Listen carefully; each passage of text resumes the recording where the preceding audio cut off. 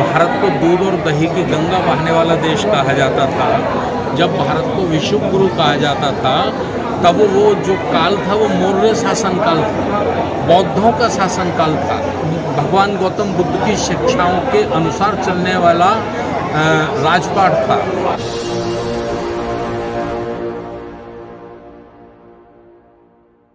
जय भीम नमो बुद्धाय। आप देख रहे हैं NB न्यूज़ 24/7। मैं हूं आपके साथ योगेश्वर पासवान। आप देख सकते हैं इस वक्त हम सुपौल जिले के भगवानपुर पंचायत में हैं और जहां बिहार प्रांतीय बौद्ध महोत्सव का कार्यक्रम रखा गया है। इस कार्यक्रम में आप देख सकते हैं कि बिहार ही नहीं, बिहार समेत नेपाल से भी दर्जनों जो हैं बौद्धिस्ट अनुयायी यहाँ पे पहुँचे हुए हैं और इस 2 दिवसीय कार्यक्रम में दूर दूर से आए हुए तमाम बौद्धिस्ट जो भी यहाँ पे मतलब अनुयायी है उनसे बात करेंगे और मिलाते हैं कि यहाँ किस तरह की व्यवस्था है। आखिर बौद्धिस्ट कार्यक्रम में दूर दूर से आए हुए जो भी यहाँ के मतलब अनुयायी हैं उन लोगों को भी दिखाते हैं। आप अंदर देख सकते हैं यहाँ किस तरह की व्यवस्था है और यहाँ पे तैयारियों में आप देख सकते हैं कि यहाँ पे खाने पीने के लिए भी एक अलग व्यवस्था की गई है। और आप सामने देखेंगे ये वो ग्राउंड है जहाँ पे बौद्ध गुरु के सभी शिष्य यहाँ पे बैठे हुए हैं और हजारों की तादाद में इस सुपौल जिला ही नहीं बिहार के अलग अलग जगहों से यहाँ पे लोग ने अधिक संख्या में भाग लिया है। तो आइए मिलाते हैं कि आखिर इस कार्यक्रम का प्रायोजन क्या है, आखिर इस बौद्ध महासम्मेलन के माध्यम से आखिर समाजों में किस तरह की सूचना देना चाहते हैं और इस कार्यक्रम के माध्यम से आखिर हमारे जो भी अम्बेडकरवादी साथी हैं उन लोगों के लिए किस तरह की जानकारी होगी। तो आइए मिलाते हैं। क्या नाम हुआ आपका? मेरा नाम मुन्ना कुमार पासवान है। सर, आज जो है बिहार का सबसे बड़ा ऐतिहासिक बौद्ध सम्मेलन 2 दिवसीय बौद्ध सम्मेलन का कार्यक्रम भगवानपुर में रखा गया है, क्या कहना चाहेंगे आप? निश्चित तौर पर जिस तरह का कार्यक्रम किया गया है यह निश्चित तौर पर काबिले तारीफ है और जहाँ तक बात है बौद्ध, ऐसा कार्यक्रम बौद्ध का मतलब ही बुद्धि होती है और ऐसा कार्यक्रम सुपौल ही नहीं, भगवानपुर ही नहीं, पूरे भारत में होना चाहिए ताकि देश में जो पाखंडवाद है, देश में जो आडंबर फैलाया जा रहा है, मतलब भय दिखाकर लोगों को जो बरगलाया जा रहा है उस पर यह करारा प्रहार है। और खासकर हम भगवानपुर के आम आवाम का शुक्रगुजार हैं जो इतना बेहतरीन कार्यक्रम किया, जिसमें मैं मधेपुरा से आया हूं और निश्चित तौर पर यह कार्यक्रम पूरा देश में होना चाहिए। तो बिहार में अगर देखा जाए तो पहली बार ऐसा बौद्ध महोत्सव का आयोजन किया गया है। निश्चित तौर पर मैं बता रहा हूँ, मतलब यह बहुत ही काबिले तारीफ है।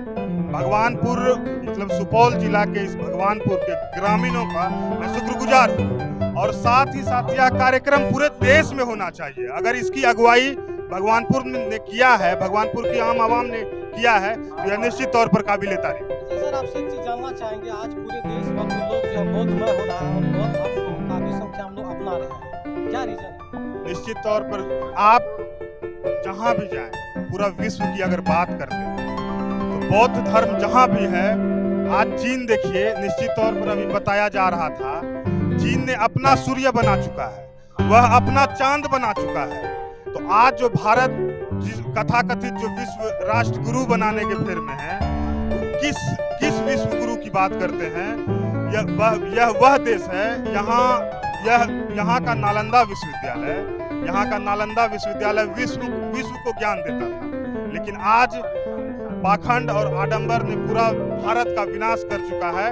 उसी पर यह करारा प्रहार है और भगवानपुर के आम आवाम का हम शुक्रगुजार हैं जो इतना बेहतरीन कार्यक्रम किया। और बुद्ध का मतलब ही बुद्धि होता है और जिस इंसान में बुद्धि नहीं होगा वह समझ लीजिए वह जानवर के समान। हमारे समाज में आज भी पाखंडवाद, अंधविश्वास मतलब चरम पर बिल्कुल है। पाखंड मतलब फैलाया जा रहा है, पाखंड आम आवाम के सामने फैलाया जा रहा है, भय भूत प्रेत दिखाया जा रहा है, जबकि ऐसा कुछ है नहीं। आगे आइए देखिए और भी आगे व्यवस्था दिखाते हैं, क्योंकि हमारे मूल निवासी के जो भी महापुरुष रहे थे उनके भी यहाँ पे अनेक तरह के पुस्तक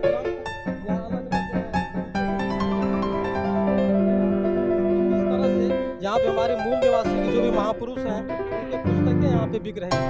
आप अंदर अगर देखेंगे तो अंदर में देखिए कितने भव्य तरीके से यहाँ पे कार्यक्रम किया जा रहा है और यहाँ पे मतलब देखा जाए तो सुपौल जिला ही नहीं, नेपाल समेत बिहार के अलग अलग सभी राज्यों में बौद्धिस्टों ने भाग लिया है और और आपने सुना भी कि आखिर बौद्ध महोत्सव कार्यक्रम का प्रायोजन क्या था और किन उद्देश्य से किया गया है। देखिए यहाँ पे राष्ट्रीय बौद्ध महासम्मेलन को लेकर के अंदर में क्या किस तरह की तैयारियां चल रही है, आप स्पष्ट तौर पे देख सकते हैं। यहाँ पे सम्राट अशोक बौद्ध विहार भगवानपुर की धरती पर आखिर किस तरह से यहाँ पे भव्य कार्यक्रम का आयोजन किया गया है। आज इस कार्यक्रम के माध्यम से यहाँ पे दर्जनों लोग जो बौद्ध की दीक्षा भी लेंगे और यहाँ पे आकर के महापुरुषों की भावनाओं उनके विचारों को सुन रहे हैं। सर, आज यहाँ राष्ट्रीय बौद्ध सम्मेलन हुआ, इस संबंध में क्या कहना चाहेंगे आप? देखिए, राष्ट्रीय बौद्ध महासभा के तत्वावधान में ये 2 दिन का बौद्ध महोत्सव आयोजित किया गया है। तो मैं सबसे पहले तो आयोजक साथियों को और जिन्होंने भी इस महोत्सव में भाग लिया है, धन का सहयोग किया, उन सबका धन्यवाद ज्ञापन करना चाहता हूँ। दूसरा, मैं अपील करना चाहता हूँ कि हमारा देश कभी सोने की चिड़िया था, हमारा देश कभी विश्व गुरु था, लेकिन ऐसा भाषण देने वाले लोग कभी ये तारीख नहीं बताते, वो समय नहीं बताते कि वो समय कौन सा था। तो हम ऐसे सम्मेलन करके, इस किस्म के कार्यक्रम करके भारत के 140 करोड़ लोगों को ये बताना चाहते हैं कि जब देश को सोने की चिड़िया कहा जाता था, भारत को दूध और दही की गंगा बहाने वाला देश कहा जाता था, जब भारत को विश्व गुरु कहा जाता था, तब वो जो काल था वो मौर्य शासन काल था, बौद्धों का शासन काल था, भगवान गौतम बुद्ध की शिक्षाओं के अनुसार चलने वाला राजपाट था, राजाएं थे। जब से उसको भारत से ख़त्म किया है पुष्पमित्र सिंह ने धोखे से, और तब से मनुवादी व्यवस्था हमारे देश में कायम हुई है। जब से हमारा देश बहुत कमज़ोर हो गया है, कई टुकड़ों में बट गया है, यहाँ से अफगानिस्तान बन गया, पाकिस्तान बन गया, बांग्लादेश बन गया, अनेक देश बन गए, हमारी शक्ति कम हुई है।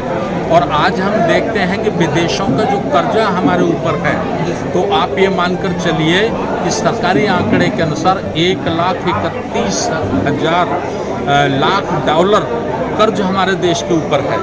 यानी हमारे देश में कोई बच्चा पैदा होता है, चाहे वो अडानी अंबानी के घर ही क्यों ना पैदा हो, वो भी 1 लाख रुपए का कर्जदार पैदा होता है। तो हमारे देश की ये हालत कैसे हुई है? जो देश दुनिया को ज्ञान देता था, दुनिया को धन देता था, दुनिया को पूरे संसार को उपदेश देता था, वो देश भिखारी कैसे बन गया?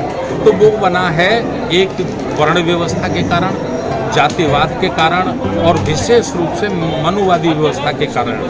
तो जब तक मनुवादी व्यवस्था को ख़त्म करके पुनः भारत में मानवतावादी व्यवस्था अर्थात बुद्ध की श्रमण संस्कृति का निर्माण नहीं होता, तब तक हम अखंड भारत नहीं बना पाएंगे। बाबा साहब डॉक्टर अम्बेडकर जिन्होंने संविधान बनाया है, उनके जीवन में 2 संकल्प थे, प्रबुद्ध भारत और बौद्धमय भारत। प्रबुद्ध का मतलब होता है भारत का प्रत्येक नागरिक पढ़ा लिखा हो, बुद्धिमान हो और निर्धन ना हो। अमीर गरीब हो सकता है लेकिन निर्धन ना हो, घर मकान रोटी कपड़ा शिक्षा।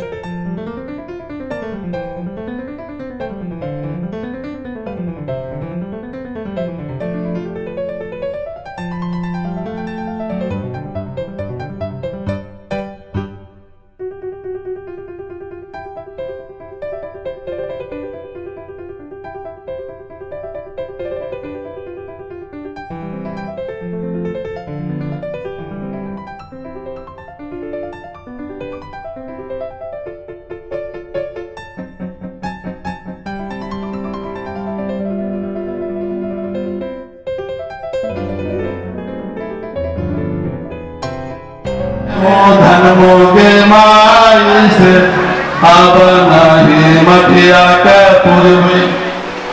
तो इस ढंग से अंधविश्वास आज हमारे समाज को थोड़ा माचिस दीजिए, माचिस